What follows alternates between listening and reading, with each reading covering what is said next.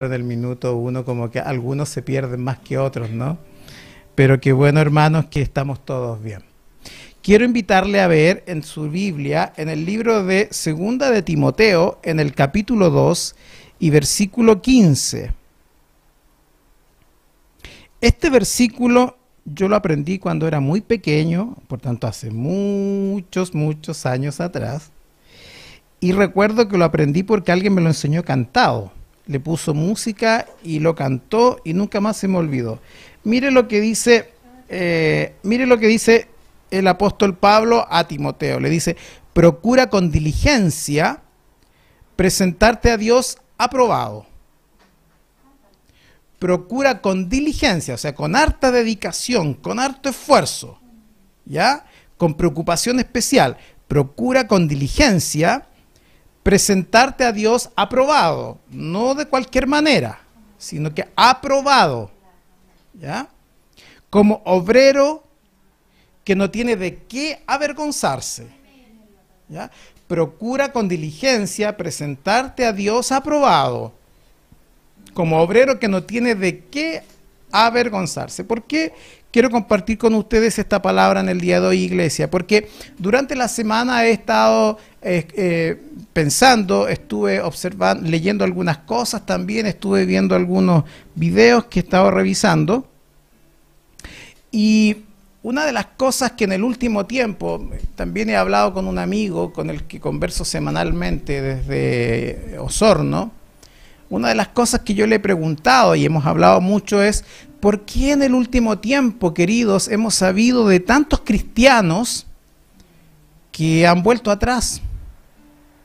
¿Por qué es que algunos cristianos que tenían ministerios maravillosos, que uno los veía que eran unos prospectos espectaculares, que uno veía como que pintan para grandes cosas, y de pronto algo ocurre y ahí quedan estancados y no avanzan? Y lo que parecía ser un hermano, una hermana que en la iglesia iba avanzando, iba logrando un nivel espiritual mejor y lo teníamos como referente y lo veíamos como el hermano que nos hablaba y que nos mandaba exhortación, y la hermana que nos oraba y que nos ministraba en el templo. Y de pronto se desinflaron y todo quedó en nada. Porque hay gente que ha tenido conocimiento del Señor y en algún minuto algo ocurre y no termina bien. Hay una cosa que hemos estado pensando. Hablaba el otro día también con el pastor Eloy: ¿por qué algunos de nuestros coterráneos, algunos de nuestros amigos de infancia, algunos de nuestros familiares que en algún minuto profesaron una fe inquebrantable por el Señor y hoy día los vemos que no son nada? Entonces, escucha bien lo que debo decirte. Dios me hablaba, decía: cuando el relajo hace que se pierda lo que tenemos. Cuando el relajo hace que se pierda lo que tenemos. Hay gente que una vez que logró conquistar a la chica o al chico de sus sueños y se pusieron de novio o de pololos, como decimos acá en Chile, ya logró que ella o él dijera que sí y se relajó y se dejó estar. Es como que ya la tengo, como que ya es mía, o el otro se casó y ya es mi esposa legalmente y como que ya es mía, ya no me la puede quitar nadie. Y se relajó. Y en ese relajo existe el riesgo de que descuida lo que antes era prioridad. ¿Se entiende? Es decir, antes procuraba ir a verla, procuraba llevarle regalos, procuraba hacerla reír, procuraba ordenar los tiempos para hacerlos coincidir y poder estar con ella. Hacía toda una planificación, se esforzaba. Algunos afeitábamos, bien afeitado, y harto perfume, y harto alca en la boca, qué sé yo. Es decir, había toda una planificación porque estábamos en esta fase de yo quiero estar con ella, la quiero conquistar, quiero que me acepte, quiero que esté feliz conmigo. ¿Sí? Y después que se logra, mucha gente después dice, bueno, ya, o sea, ¿para qué hago nada más nada? Porque si tal. Y después incluso yo escucho gente que después dice, bueno, yo soy así, pues ya han venido los años encima y bueno, como los años uno se pone así. Mira el nivel de argumentación, relajo. Y entonces, claro, antes yo me preocupaba de verme bonito para ella y ella bonito para mí, y ahora que ya estamos juntos es como, da lo mismo si ando chascón, si ando maloliente, da lo mismo si ando con unas chancletas y ando con un calcetín arriba y otro abajo, da lo mismo si tengo una tremenda ponchera. Me relajé. Antes no me lo hubiera perdonado. Antes estaba muy preocupado de verme bien para ella. Pero ¿qué pasa? Algo ocurre que me empiezo a relajar y voy perdiendo lo que había logrado. Porque entonces claramente las relaciones de pareja se empiezan a deteriorar. Porque evidentemente lo que se había logrado se empieza a perder. Se empieza a entrar en la rutina, el tedio. Aparecen aquellas cosas que uno no quería ver. Y entonces empieza un problema. El apóstol Pablo le dice al pequeño Timoteo, a este joven Timoteo, le dice que la gracia de esto es comenzar la carrera, pero la gracia es terminarla bien. Hay quienes tuvieron inicios muy potentes, que empezaron corriendo muy fuerte, a mucha velocidad, pero luego se quedaron. Algo pasó en ese trayecto que se quedaron atrás.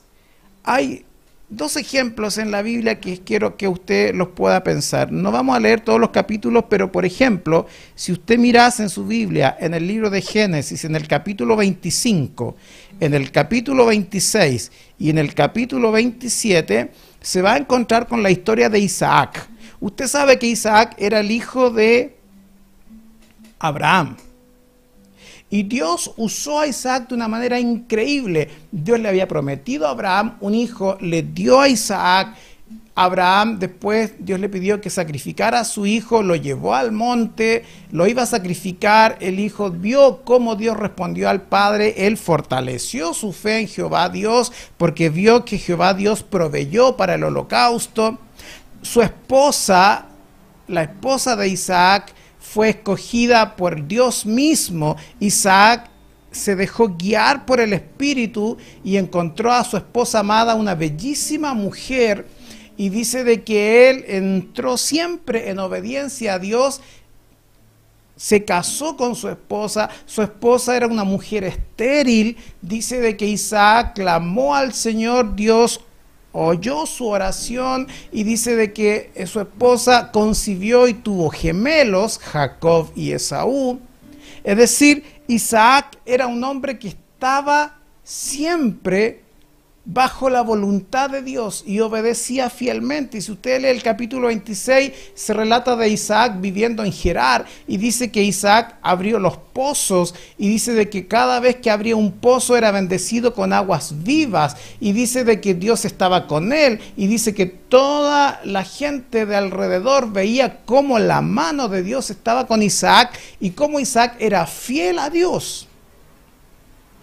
Pero tuvo un mal final. Porque luego lo que usted observa en el capítulo 27 es que si hay en la Biblia una historia de una familia disfuncional, fue la familia de Isaac y Rebeca. Porque él se relajó. porque él se dejó estar, porque él permitió que en su casa empezaran a ocurrir cosas que nunca debió permitir. Porque él, como padre, abandonó su rol de padre y sacerdote de esa familia y permitió que en su casa entrara el favoritismo de la esposa, el favoritismo de él, porque él como papá se alejó de los hijos, se desentendió de ellos, porque él se centró en sus propios temas y no puso atención lo que su esposa estaba haciendo en casa. Y entonces él abandonó sus roles como sacerdote de la familia. Y encontramos entonces en la historia de Isaac un principio potente, un principio bendecido, y encontramos un final deplorable. Encontramos finalmente que de la familia y de la casa de Isaac se gesta lo que hasta el día de hoy es una tragedia. Dos naciones que se odian a muerte. ¿Se da cuenta? Entonces uno dice, ¿cómo es posible que alguien que gustó de la gloria de Dios, que alguien que supo y estuvo bajo la voluntad del Padre, termine sus días con una familia destruida, con una familia que se odia un hermano con el otro, una familia que hasta el día de hoy trae problemas a la humanidad, israelitas odiándose con palestinos y árabes?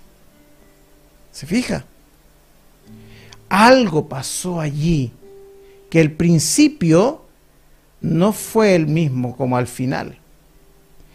Otro grande hombre de Dios, quiero que usted lo vea conmigo, en el libro de Primera de Reyes, en el capítulo 11, y usted va a encontrar en su Biblia que tiene un título que ya al leer el título uno se da cuenta que es triste lo que pasó allí. Observe, el título dice Apostasía y dificultades de Salomón. ¿Quién no conoce a Salomón? El hombre que fue escogido por Dios para ser rey de Israel posterior a David su padre. El hombre que Dios escogió para que le construyera el gran templo de Jerusalén. El hombre que cuando Jehová le dijo, pídeme cualquier cosa y yo te la daré, dijo, Señor, solo dame sabiduría. Y Dios le dio sabiduría, y unida a la sabiduría le dio todas las riquezas de la época. ¿Quién no conoce a Salomón?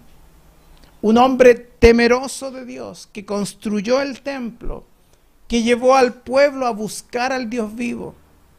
Un hombre que tuvo un inicio maravilloso, que tuvo el mayor esplendor de los reyes de Israel. Pero en este capítulo 11 observamos que Moisés terminó sus días alejado de Dios. Absolutamente alejado de Dios. Mire lo que dice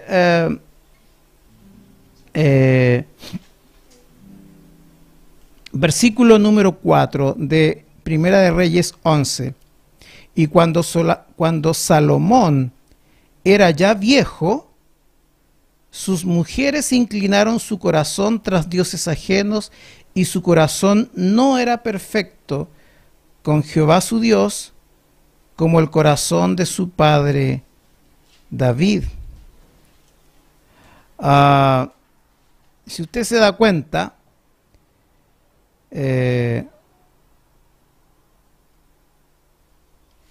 Salomón se perdió. Fue obediente a Dios, Dios lo engrandeció, pero terminó mal sus días apartándose del Señor que le había dado todo lo que tenía. Perdió todo. Fíjese usted que porque Salomón se apartó de Dios, había una sentencia contra él. Y Dios dijo, yo te amé tanto a ti, Salomón, porque fuiste un buen siervo. Y por amor a ti, va a haber una consecuencia de tu desobediencia. El reino lo vas a perder, va a ser dividido en dos. Pero porque te amé tanto, no va a ocurrir cuando tú estés vivo, para que no sufras de lo que va a ocurrir. Pero va a ocurrir cuando sean tus hijos los que gobiernen.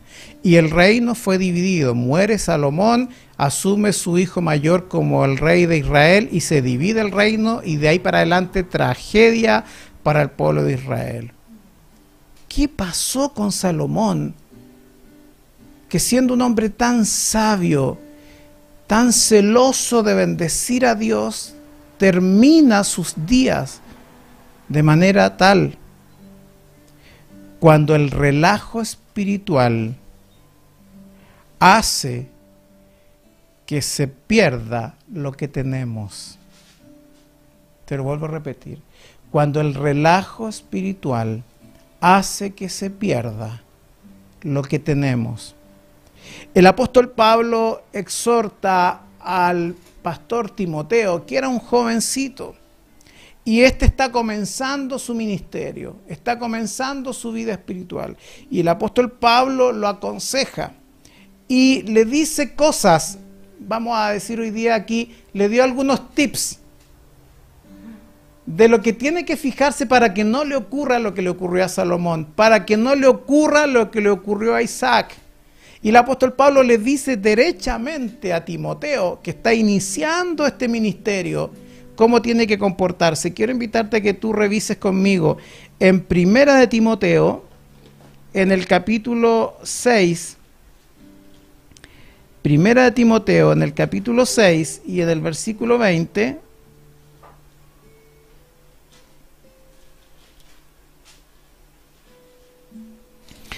Mira lo primero que dice.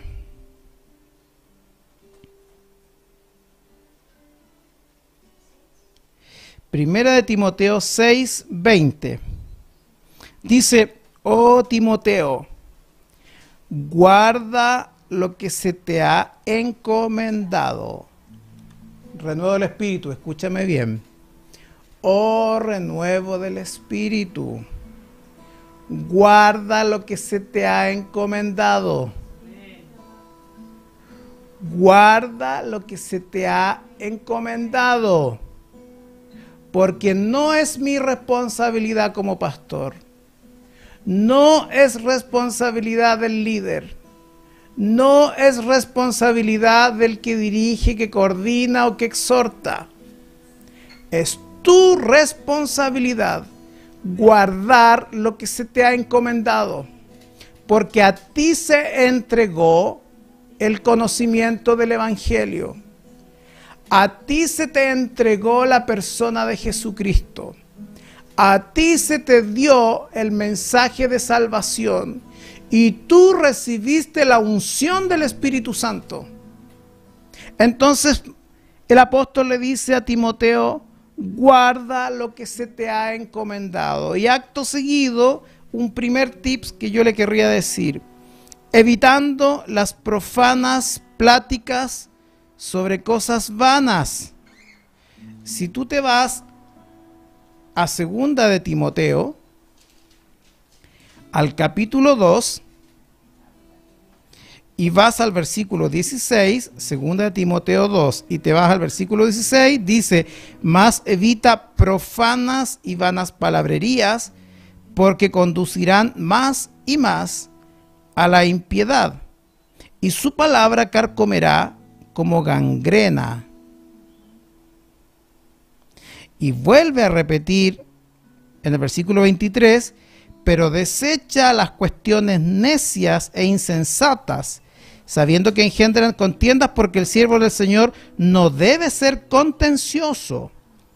Un primer tips que el apóstol está diciendo es, evita las conversaciones vanas que no conducen a nada. La palabrería.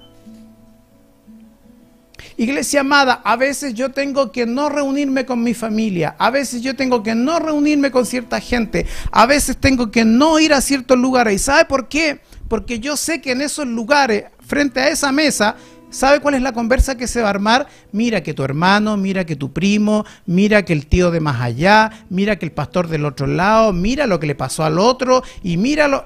¿Te das cuenta de la conversación? Y entonces hacemos pastor asado y lo damos vuelta y hablamos una conversación que no edifica, pero que por el contrario, como dice la palabra, empieza a traer gangrena a mi corazón. Porque quedo contaminado con todo lo que escuché. Hay ocasiones en las que yo tengo que decirle a mi familia, ¿sabe qué? Yo no quiero hablar de eso. No me cuentes sobre esas cosas, no quiero saber. Y probablemente la familia te va a decir, oye, este se puso vanidoso, ahora está a otro nivel, no quiere conversar de cosas. No. Lo que no quiero es contaminar mi corazón con cosas que van a dañar mi espíritu, porque ¿sabes qué? Porque eso va a hacer que yo no termine bien. ¿Sabes, iglesia amada? A veces es muy hermoso que, como dice el Salmo 133, los hermanos habiten juntos y en armonía. Y es bueno que esta familia de allá se reúna con la familia de allá y tengan un espacio de relajo y de comunión y de compartir la mesa y de pasear y vacaciones. Pero en algunas ocasiones tú tienes que poner un alto, porque a veces te viene el relajo y en esos espacios de compartir se empiezan a tratar temas que no edifican tu vida. Hemos visto en muchas iglesias, incluso en la nuestra, que a veces se arman grupos, que aparentemente aparece todo como muy normal y bueno. Y en todo lugar ocurre eso. Y a poco andar uno empieza a darse cuenta que el grupo se desvirtuó. Que lo que originalmente era orar y apoyarse, en algunos minutos termina en hablar de la otra hermana, del hermano de allá, en criticar a la iglesia, en mira que lo que está pasando, y termina en cualquier cosa menos en lo que era el origen. Empieza a observar esos grupos en las iglesias y cuántos de esos que participaron en esos grupos permanecen. Y los que permanecen, ¿cómo están?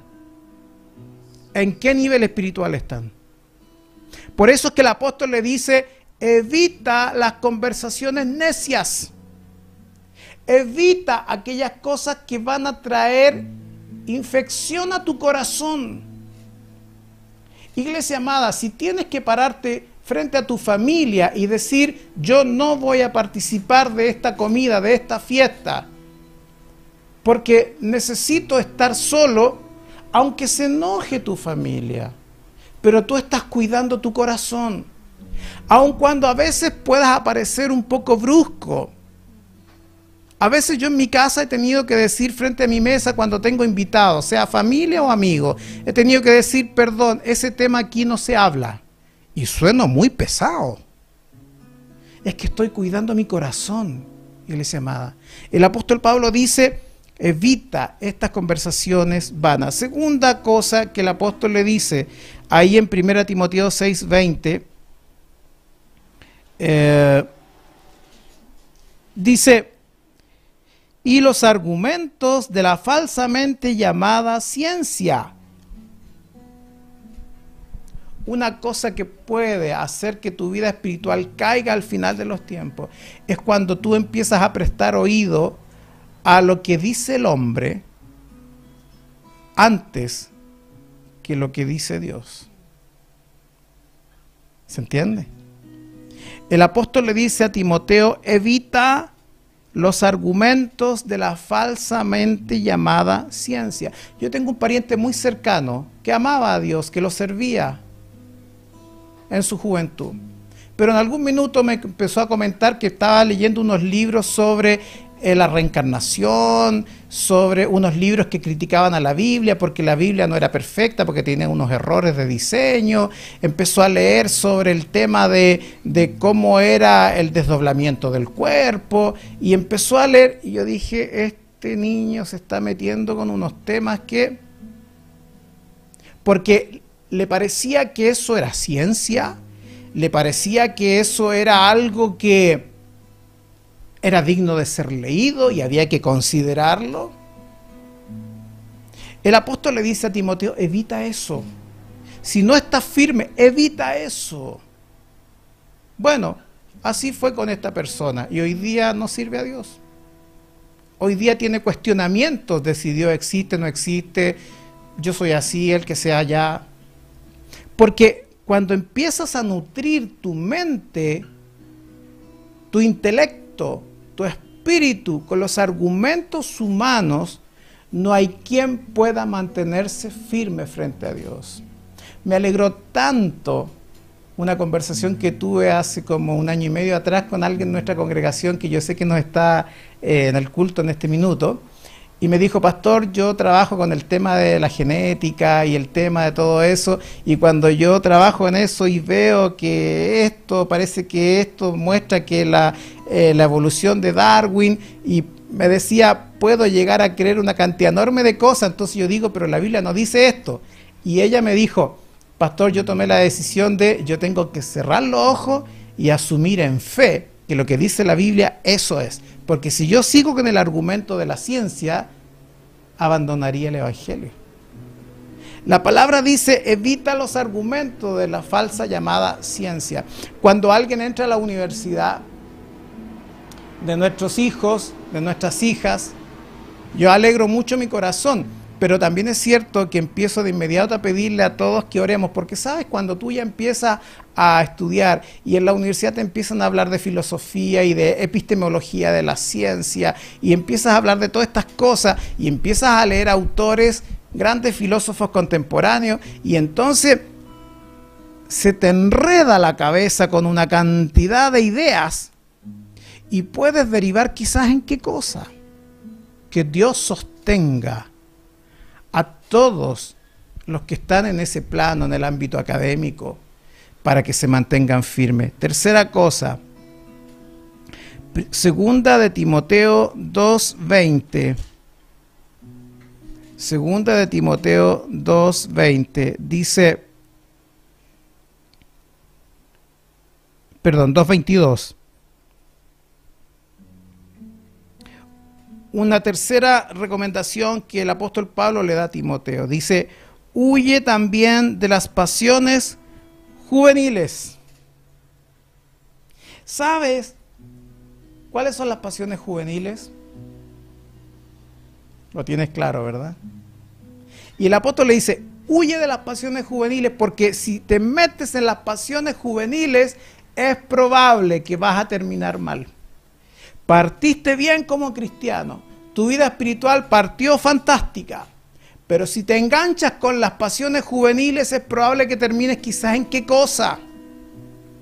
No significa que tú te apartes de tus amigos, no significa que siendo un joven te seas un viejo en un cuerpo de joven, no está hablando de eso, está hablando de ser capaz de distinguir cuando las pasiones juveniles, los deseos de los jóvenes, el ímpetu de los jóvenes puede ser un traspié para tu desarrollo espiritual.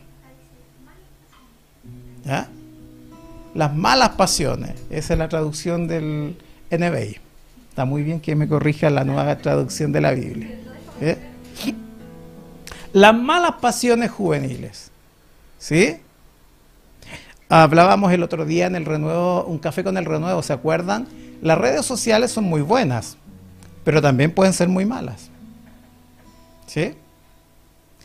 Las malas pasiones juveniles y las redes sociales usamos para poner fotos nuestras y fotos que no edifican a Dios y que denigran el cuerpo. Esa no es una buena pasión. Y no te estoy diciendo que nunca más en la vida te tomes una foto, y no estoy diciendo que no publiques algo en redes sociales. Te estoy diciendo, ¿qué estás publicando? Te estoy diciendo, ¿sigues la tendencia del mundo? ¿Sí? El apóstol Pablo le dice a Timoteo, cuídate de esas cosas, porque esas cosas pueden hacer que tú te apartes del Señor. Cuarta cosa, si usted lee la historia de Salomón, en el capítulo 11 de Primera de Reyes,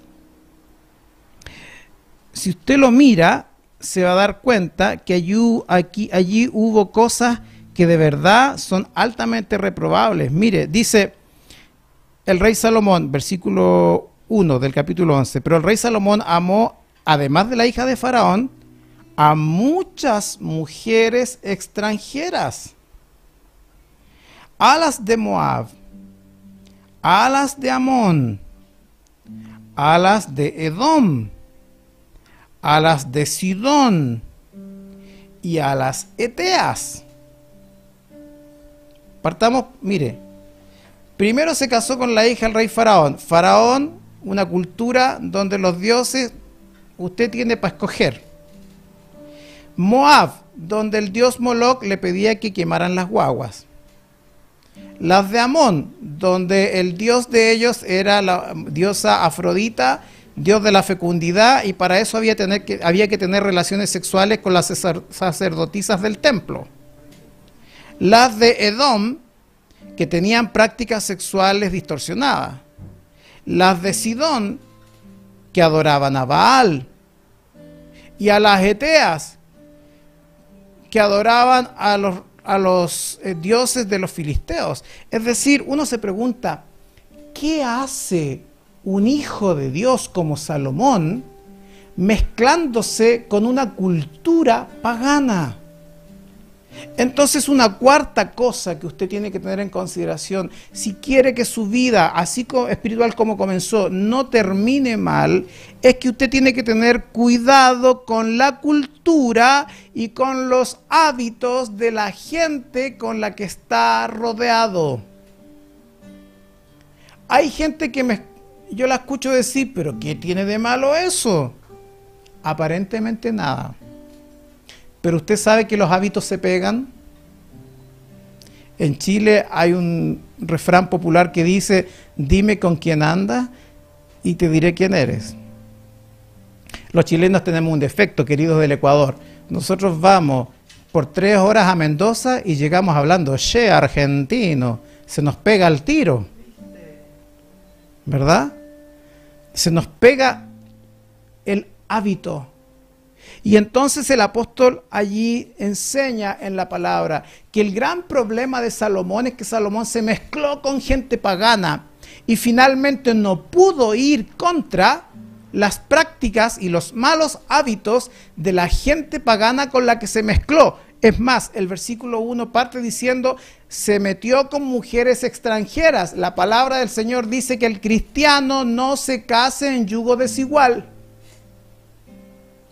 Así de simple. Así de simple. ¿Verdad? Y usted me dice, pastor, usted es muy estricto, si total el joven es de buena familia, la niña es... Sí, no es el punto. El punto es que como no conoce a Cristo, el punto es como no tiene temor de Dios, no son los valores cristianos los que guían su vida, son otros valores, son otros principios y lo va a arrastrar a usted sí o sí a que usted comparta esos otros valores y esos otros principios. Cuando me hablaba usted, una pareja hace un tiempo atrás, pastor, quiero presentar a mi bebé al Señor y quiero que usted lo presente, ¿ya? Perfecto, hablamos al respecto y quiero que en el culto presente al bebé, pero sabe, después mi esposo, como él es católico o como él no es creyente, pero él no asiste a ninguna iglesia, pero es muy respetuoso de lo que yo hago. Entonces su mamá y su papá también quieren que después el niño sea bautizado por la iglesia católica. ¿Qué es eso? Estamos mezclando las cuestiones. Obvio que se iba a mezclar, por hermano querido, porque ella está casada en yugo desigual con un incrédulo y evidentemente la cultura del marido va en algún minuto a arrastrarla a ella. Va a terminar mal. Entonces lo que la Biblia está diciendo es, tenga cuidado de con quién se mezcla, la cultura a la que usted está participando, la gente con la que se reúne. Dios quiere que eso no deteriore su relación con el Señor. Y lo último que la Biblia nos enseña es los favoritismos personales. En el caso de Isaac, ¿sabe lo que destruyó su familia y su relación con Dios? Si usted lee en el capítulo 25 de Génesis, dice que le nacieron 2 hijos a Isaac, Jacob y Esaú. ¿Sí? Y dice que Esaú era un niño que le gustaba andar por el campo, saltando por arriba de los troncos, yendo a cazar animales. El tipo era como aventurero total. Y dice que Jacob era súper tranquilo, era casero. Le gustaba estar en la casa con la mamá, ayudándole a cocinar y ese tipo de cosas. ¿Y sabe lo que pasó ahí? Entonces Isaac prefería al hijo mayor que andaba por el campo cazando, y entonces la mamá tenía como favorito al otro que le hacía compañía en la casa, como gatito de chalet. ¿Ve? Cuando un papá y una mamá no captan que están haciendo preferencia por un hijo por sobre el otro y empiezan a funcionar de esa manera, están anticipando el fin de la familia. Hay padres que incluso llega tal el favoritismo que esta casa se la dejo a mi hija y el resto, bueno, el resto que haga lo que quiera. Eso es reprobable ante los ojos de Dios. Porque si Dios te dio 5 hijos, 3 hijos, 2 hijos, 10 hijos, todos son iguales para papá y para mamá. Y Dios no puede bendecir, y Dios no hará que termines bien tu vida espiritual cuando tú haces diferencias entre tus hijos. Y lo que más probablemente que tú me digas es que, pero pastor, lo que pasa es que a él le ha ido tan mal, ha sufrido tanto, es que mi hija, ella, pucha, ha tenido tan mala suerte en la vida. Y empiezan a argumentar cosas para justificar lo que ya pasó errado en su corazón. Favoritismo. Yo espero en el Señor, y aquí les hablo a todos los mayores y ancianos de nuestra iglesia. Yo ya tengo hijas grandes también. Y oro porque ni mi esposa ni yo, ni ninguno de los que tenemos hijos grandes, ni los ancianos de nuestra congregación, caigamos en esto de que cuando van pasando los años nos vamos poniendo porfiados y nos vamos poniendo rígidos y no nos sacan ni para atrás ni para adelante y perpetuamos la torpeza y hacemos diferencia entre nuestros hijos. Eso es exactamente lo que ocurrió con Isaac, y por eso el fin de su familia, que había sido originalmente hermoso inicio, terminó en tragedia. Debo decirles, queridos, que Dios nos quiere firmes hasta el final. Vaya a Hebreos 10:23. Dios no quiere que tu vida termine en tragedia. Quiere que así como comenzaste amándole y sirviéndole, hasta el final puedas ser bendecido. Hebreos 10:23 dice: mantengamos firme, sin fluctuar, la profesión de nuestra esperanza. Así que no tambalee, que no cambie porque nos juntamos con este, que no cambie porque hablábamos de estos temas y que nos envenenaron la cabeza, que no cambie porque nos dejamos llevar por las pasiones del momento, que no cambie porque le di rienda suelta a mi favoritismo, que no cambie porque a mí se me antojó que quiero beneficiar a este y no al otro, sino mantengamos firme, sin fluctuar, sin cambio, la profesión de nuestra esperanza. Porque fiel es el que prometió. Dios es fiel. Y Dios actuará en fidelidad. Y Dios no cambia. Yo entregué mi vida al Señor hasta cuando Él venga. Yo siempre le digo a mi esposa, podremos tener dificultades, podremos pasar tribulaciones como todos los matrimonios y familias pueden tener, pero una cosa tengo claro. Ella y yo, no sé si es verdad, ella y yo vamos a terminar juntos porque Dios decidió, y nosotros hicimos acuerdo con el Señor, de que íbamos a hacer un matrimonio y vamos a terminar nuestros días juntos. Así como comenzó al principio, así al final. Para eso tenemos que cuidarnos, evidentemente, porque no es la idea que vivamos como perros y gatos en una casa, ¿verdad? Y por eso es que tenemos que los momentos difíciles que hemos pasado hemos tenido que aprender. Y lo que hacíamos cuando estábamos de novios y de pololo tenemos que también volverlo a hacer. Por eso es que mi esposa habitualmente me invita a comer afuera, allá afuera, del patio. Y me saca de paseo al patio, ¿verdad? Y me regalonea. Y a veces la regaloneo yo, ¿cierto? Pero sabe, Dios quiere que nos mantengamos firmes hasta el final. Lo segundo, Dios nos convoca a concluir los procesos. Efesios 6:13.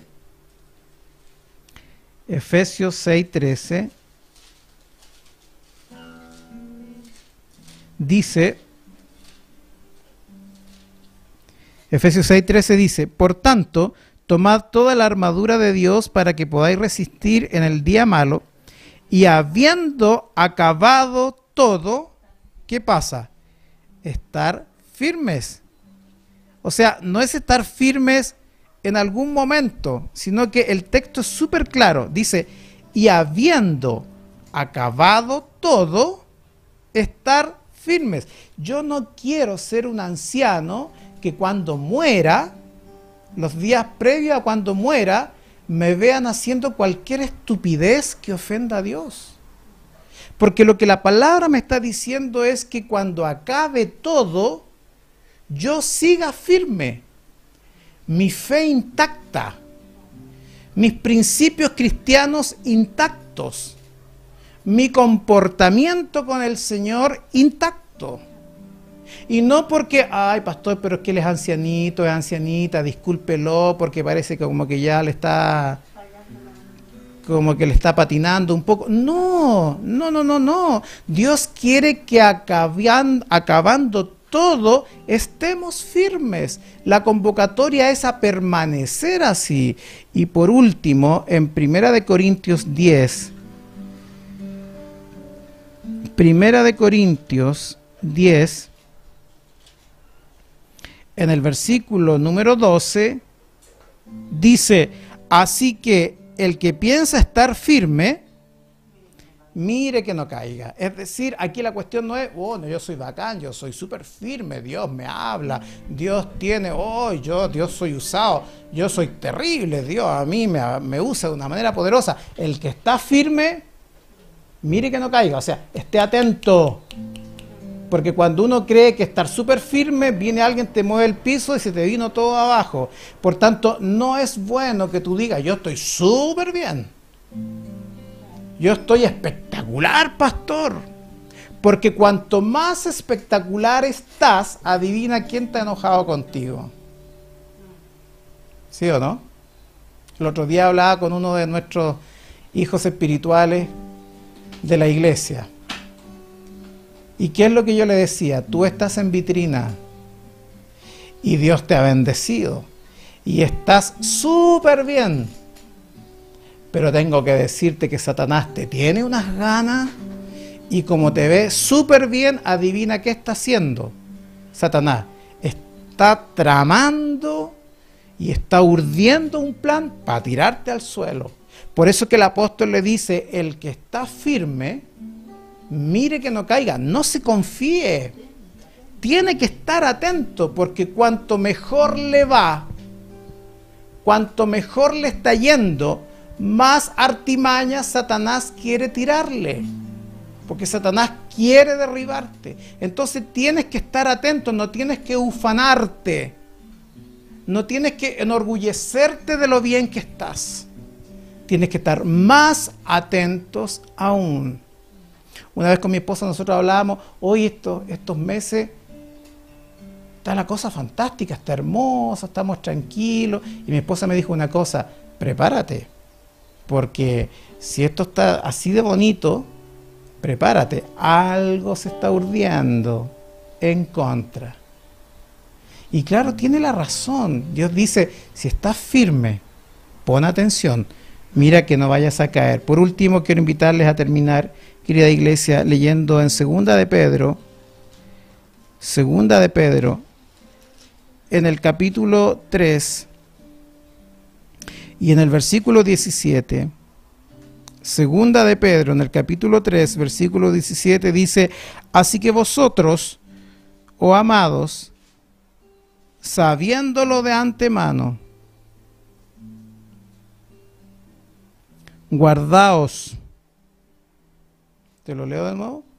Así que vosotros, amados, sabiéndolo de antemano, guardaos. No sea que arrastrados por el error de los inicuos, caigáis de vuestra firmeza. Esto es complicado, ¿eh? Así que ustedes, se los digo por anticipado, cuídense. Se los advierto ahora por anticipado, cuídense. No sea que arrastrados por el error de otra gente, caigas de tu firmeza. En algún minuto le dijimos con mi esposa a una persona: sí, tú dices que nos amas con todo el corazón. Uy, eres leal a nosotros. Somos lo mejor que te ocurrió en la vida en términos espirituales. Pero va a llegar un minuto en que eso puede cambiar. No, jamás, pastor, jamás, jamás. No, pastor, eso jamás va a ocurrir. Ojo que te lo advertí. Ojo que te lo advertí. Tal cual. Tal cual. Por eso es que la palabra dice: así que vosotros, oh amados, sabiéndolo de antemano, guárdense, cuídense. Porque el diablo anda buscando como león rugiente a quien devorar. Dios quiera que tú y yo nos mantengamos firmes en la presencia del Señor, que tengamos un inicio hermoso y que tengamos un final hermoso. Es decir, la carrera que comenzó se mantiene hasta el final, porque estás firme en las cosas del Señor. En el primer libro, en el primera carta de las que habla el Apocalipsis, en el capítulo 2, uno de los consejos que Dios le dice a la iglesia, le dice: mira de dónde has caído, arrepiéntete y vuelve a hacer las cosas del principio. Entonces, si tú y yo, en algún minuto nuestra firmeza se cayó, ok, entonces el apóstol te dice: mira, ¿en qué caíste? Ah, fue cuando yo me juntaba con este, con el otro. Por ahí me entró la gangrena. Ten conciencia, ¿qué fue lo que te hizo caer? Ah, cuando yo empecé con estas prácticas, cuando yo empecé con estas juntas, cuando yo empecé con estos libros, cuando yo empecé a participar de estas cosas, de ahí más o menos empezó mi problema. Dios le dice a la iglesia: recuerda de dónde caíste. Luego dice: arrepiéntete. Señor, no quiero juntarme más con gente que habla puras leceras. No quiero juntarme más con gente que habla solo chisme y habla del resto de las personas. Señor, no quiero compartir hábitos y costumbres que son del mundo y no mías. Me arrepiento, no lo quiero volver a hacer. Y empieza a hacer las obras primeras. Hay muchos en nuestra iglesia que necesitan empezar a hacer las obras primeras. La iglesia, pero más que la iglesia, Dios los sigue esperando para que retome su lugar, retome su posición en Cristo y se mantenga firme hasta el final. Yo oro por todos aquellos que cayeron en debilidad, pero oro para que el Señor los mantenga, los sostenga y los afirme, ¿sí? Para que de esa manera el nombre de Jesús sea glorificado. Por eso me gusta esa canción. No sé si la podemos terminar cantando, esa que dice: más el Dios de toda gracia, que nos llamó a su gloria eterna, os perfeccione y afirme, fortalezca y establezca. Mira lo que dice la palabra, eso está en 1 Corintios. Mas el Dios de toda gracia, que nos llamó a su gloria eterna, os perfeccione y afirme, fortalezca y establezca. Y luego dice, a Él sea la gloria por los siglos de los siglos. Eso es lo que yo espero que Dios haga con renuevo del Espíritu, en cualquier parte donde esté. Que Dios nos fortalezca para mantenernos firmes hasta el final y que no haya nada que nos haga volver atrás, nada que nos saque del camino que Dios nos trazó. Dios te bendiga, iglesia. Quiero orar por ti. Luego el ministerio nos va a guiar con una adoración.